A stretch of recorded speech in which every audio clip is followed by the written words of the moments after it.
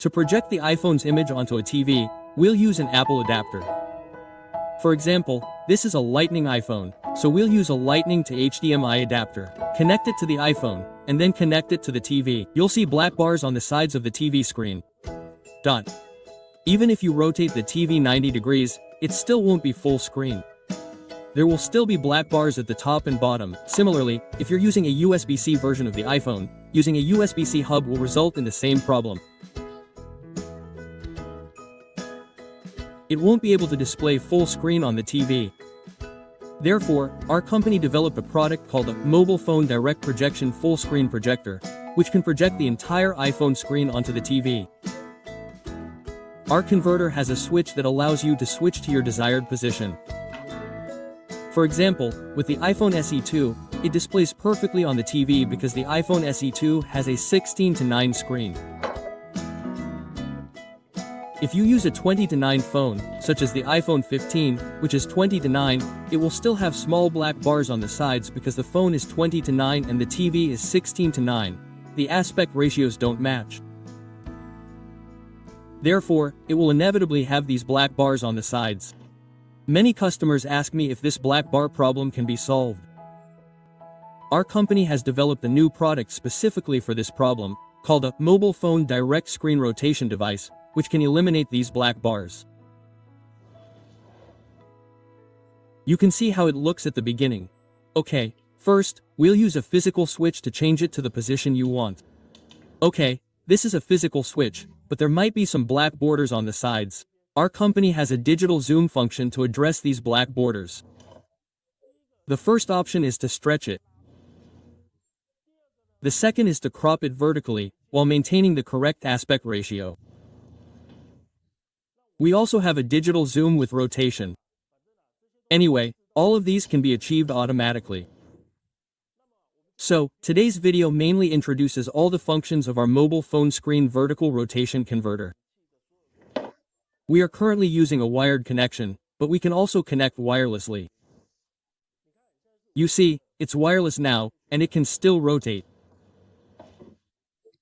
And the digital zoom works perfectly. Do you think that's all? This converter also has an HDMI input. That means you can also connect a regular Apple converter to output HDMI, and then process it digitally. Look, we're currently using the Apple original HDMI output to the TV. Originally, it only looks like this, but we can use our digital zoom function to rotate it. The first option is like this. The second is vertical cropping.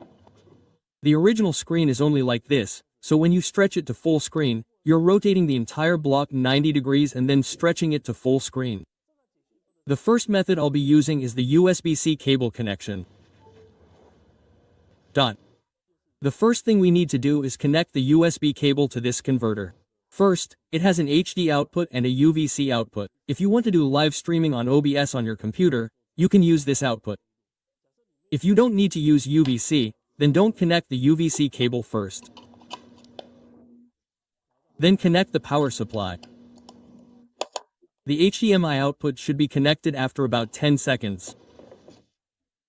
At this time, your TV will show a blue screen. Okay, you can then open your OBS. Here, I assume you know how to use OBS and are already familiar with live streaming. The screen on the computer and the screen on your monitor are identical. Let's use this Lightning iPhone. Connect the Lightning cable.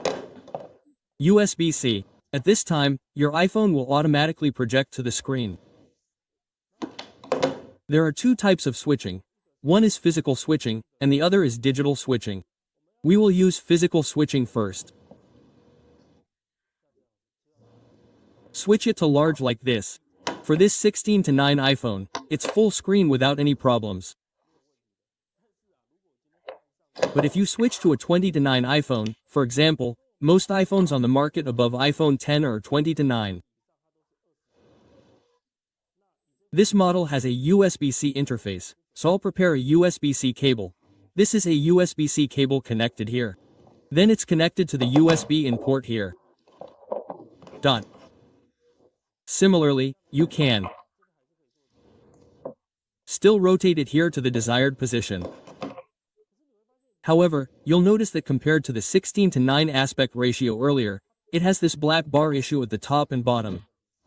To solve this black bar issue at the top and bottom, you see there are black bars here, so we need to press this digital zoom button in the middle. The first press is the fattening mode, stretching it out like this. The second is the cropping mode, which cuts off the viewing angle here. It crops the viewing angle here and here to achieve the correct aspect ratio. Anyway, it's just a cycle. Okay. The second method I'll use is wireless AirPlay.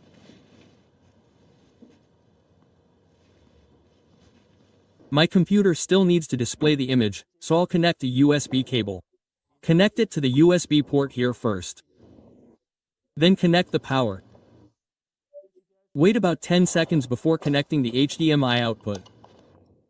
When you see the blue screen, the OBS on the computer also has a blue screen. These two are the same as before. Now we'll use the wireless AirPlay method. First, let's introduce the simplest wireless connection method. Open your settings and use Wi-Fi to connect to this SSID. The password is 12,345,678. I've already connected. Now, pull down from the top of your screen. Tap on screen mirroring. Then tap on it. It will project. It's on your TV screen now. Okay. It's still the same, with the black bars on the sides, as we discussed earlier. First, use physical rotation. Rotate it to your desired position. Okay, just like that. As for the slight black border issue, use digital zoom to crop it. It becomes like this. Second method is that I now need to connect this converter to my home router. Why connect it this way? Because this way, my Wi-Fi connection will have access to my home network.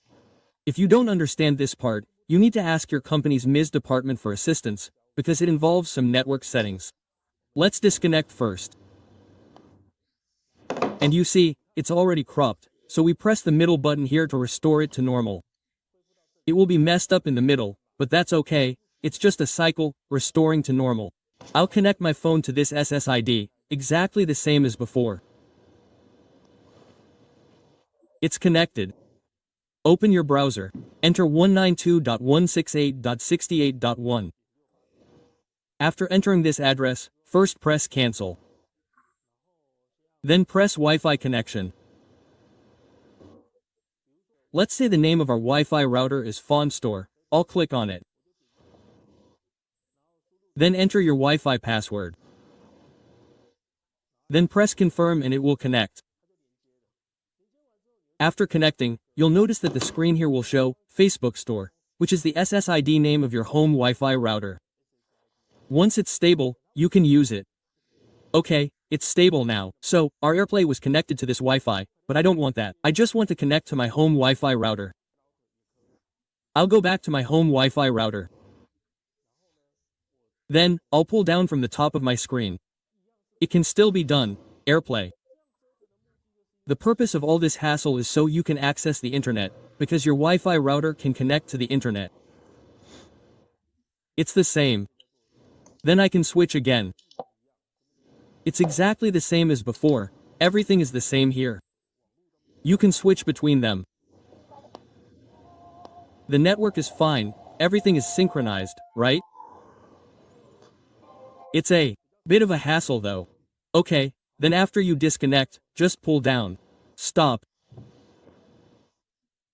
Then you want to restore it to its original state. Just restore it like this. Just press this middle button down. Keep pressing until the correct screen appears, because it's automatic detection, it will detect the black borders. Okay, and then, if you want to disconnect your home Wi-Fi router, there's a hotkey here, just press it for more than 5 seconds. It will reset. The reset will restore it to the original state before it was connected to your home router.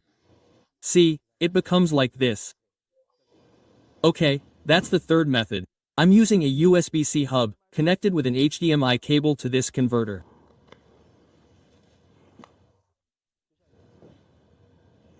Like this.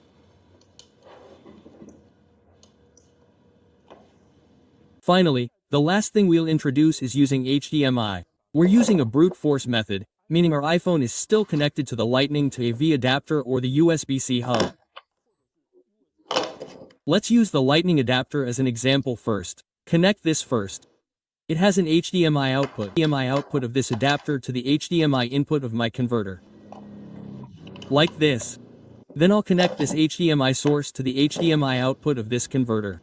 Okay, of course, I need to power it on first. I need a USB output, so I'll connect this USB transmission cable to the USB port, just like before. Then finally, power it on. After waiting for about 10 seconds, we'll connect it to your TV. After about 10 seconds, you'll see the screen. Look, it's still this blue screen, right? That's okay, because our current screen source is still this USB path. Now, we'll press and hold this button with our finger for 10 seconds, and it will switch to the HD video source. Switch. Okay, it switched over. Now, you see this isn't working because my current source is the external HDMI input. This doesn't work. No matter how I switch it, it doesn't work. The only thing that works is this digital zoom. This digital zoom rotates the screen 90 degrees, and then stretches it like this.